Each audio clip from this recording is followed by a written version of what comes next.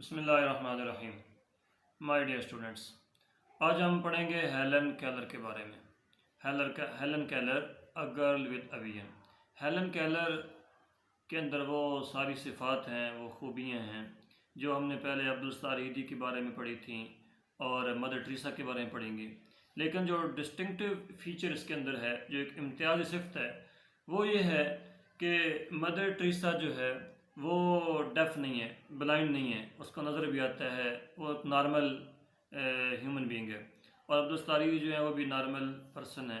اور یہ جو ہیلن کیلر ہے یہ ڈیف بھی ہے اور بلائنڈ بھی ہے، یعنی اس کے اندر ڈوئل ڈس ایبلٹی ہے، دوہری معذوری ہے. ایک تو یہ دیکھ نہیں سکتی، شی از ان ایبل ٹو سی، اور دوسرا جو ہے she was unable to hear, نہ سن سکتی تھی نہ دیکھ سکتی تھی. لیکن اس کے باوجود اس نے وہ کارنامے کر دکھائے جو ایک سنتا اور دیکھتا آدمی جو ہے وہ بھی عام روٹین میں نہیں کر سکتا. تو اس کے اندر ایسی مارویلس فیچرز ہیں، ایسی اس کے اندر جو ہے ایکسٹراڈنری کوالٹیز ہیں جس کی وجہ سے وہ ہمارے لیے ایک رول ماڈل بن چکی ہے. تو سب سے پہلے ہم اس کے رول کے بارے میں پڑھنے سے پہلے ہم یہ اس کی تھوڑی بیک گراؤنڈ کے بارے میں پڑھیں گے، اس کی اس کی لائف، اس کی ارلی لائف کے بارے میں، چائلڈہڈ کے بارے میں. Where she was born, when she was born in Alabama کی ایک ریاست ہے ٹسکومبیا، اس میں وہ پیدا ہوئی ہے ٹسکومبیا میں 1880 میں. اور جب وہ 19 months تھی، when she was 19 months old she became sick.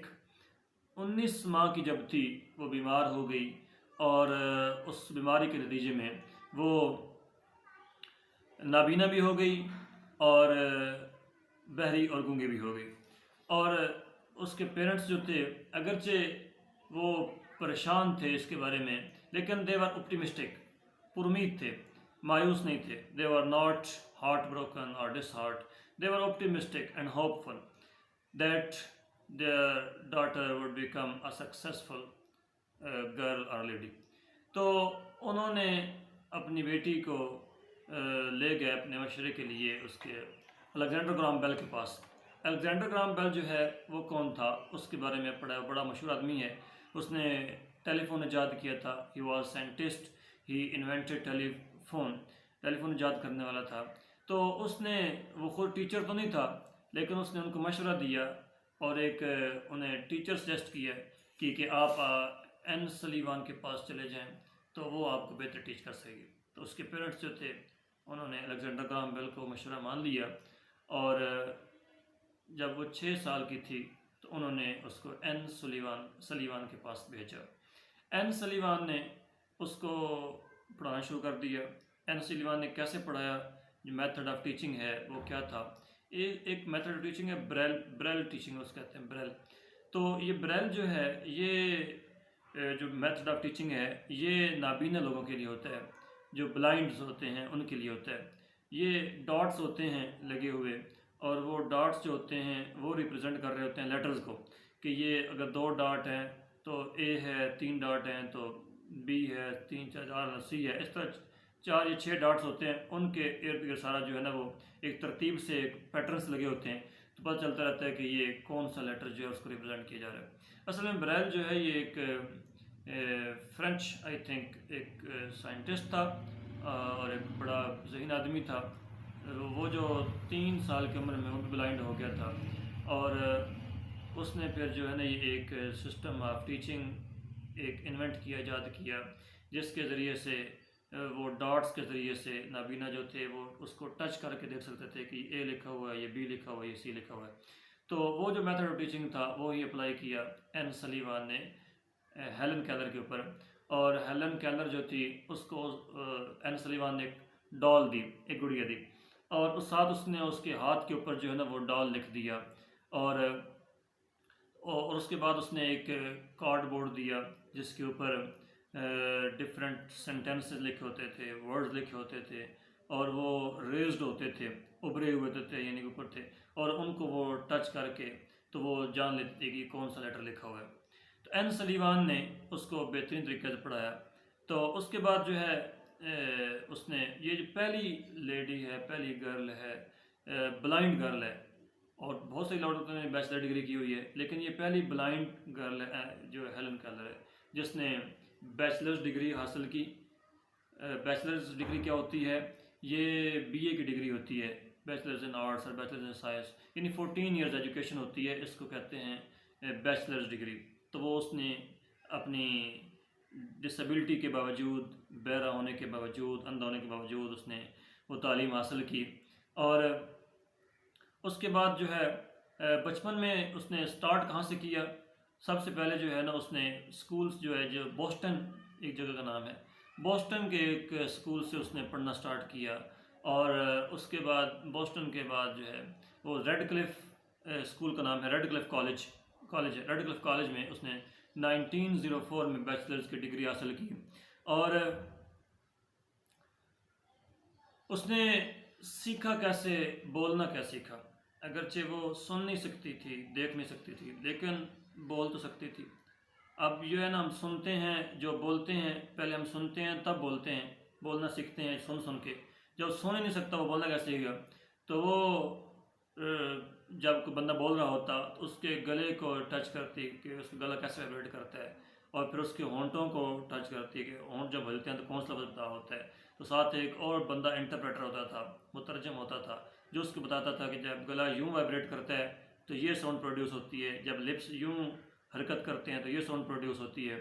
ایسے اس نے جو ہے نا وہ ہجے کر کے اور سیکھا۔ تقریباً اس کو سیکھنے میں 25 ایئرز لگے، 25 سال لگے۔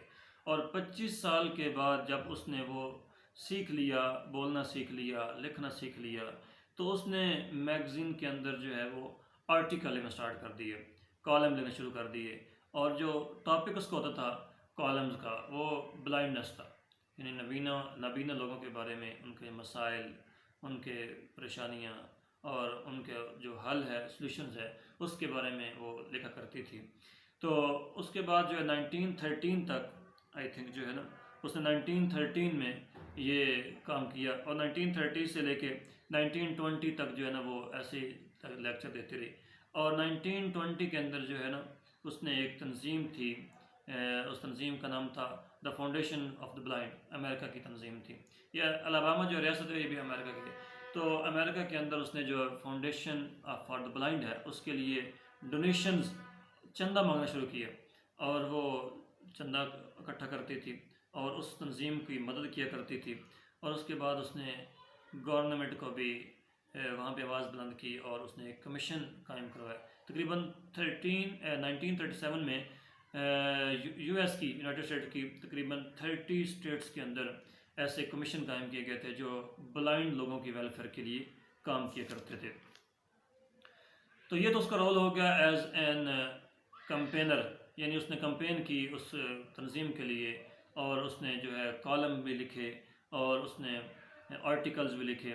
اور اس کے بعد جو ہے نا اس کا جو رول ہے ایز این آتھر، وہ پبلشر، بک رائٹر بھی تھی، مصنفہ بھی تھی، اس نے بہت ساری کتابیں بھی لکھی ہیں۔ تو اس کے پاس چونکہ نالج تھا اور وہ ٹائپ بھی کر سکتی تھی اور لکھ سکتی تھی، تو اس نے بڑی بڑی کتابیں لکھی۔ اس کی کتابوں کے جو نام ہیں وہ آپ نے یاد رکھنے ہیں۔ جو اس کی پہلی بک تھی the story of my life and optimism, یہ 1903 میں لکھی گئی ہے۔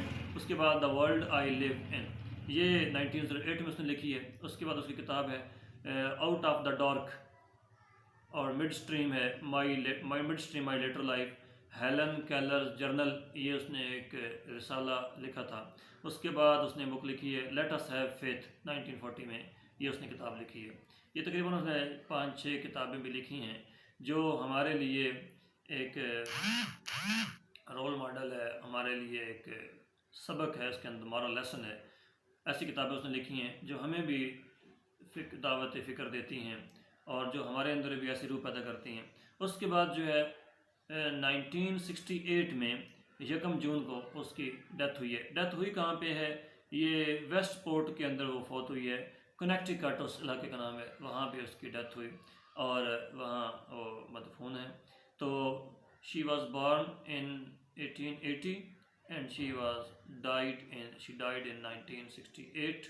اس نے بھرپور زندگی گزاری ہے، اور اس کے اندر اس نے ہمیں یہ سبق دی ہے کہ آپ کی تو آنکھیں بھی ہیں، آپ کے تو کان بھی ہیں، اس کے باوجود آپ وہ چیز حاصل نہیں کر سکتے جو میں نے نابینا ہونے کے باوجود حاصل کی۔ تو انسان کی جو معذوری ہوتی ہے وہ رکاوٹ نہیں بنتی جب اس کا عزم ہو، ارادہ ہو۔ کہتے ہیں نا، ارادے جن کے پختہ ہوں، نظر جن کی خدا پر ہو، راتم خیز موجوں سے وہ گھبرایا نہیں کرتے۔ تو اگر ہم بھی یہ پکا عزم کر لیں گے، نیت کر لیں گے، محنت کریں گے، تو انشاءاللہ کامیابی ہمارا مقدر ہوگی۔ ہم بھی ہیلن کیلر کی طرح ایک بہت بڑے رائٹر بن سکتے ہیں، اور ایک کمپینر بن سکتے ہیں، آتھر بن سکتے ہیں، ایکٹیوسٹ بن سکتے ہیں، اور معاشرے کے اندر، سوسائٹی کے اندر رول پلے کر سکتے ہیں۔ تو یہ ایک ہمارے لیے ایک سبق ہے، اس سے فائدہ حاصل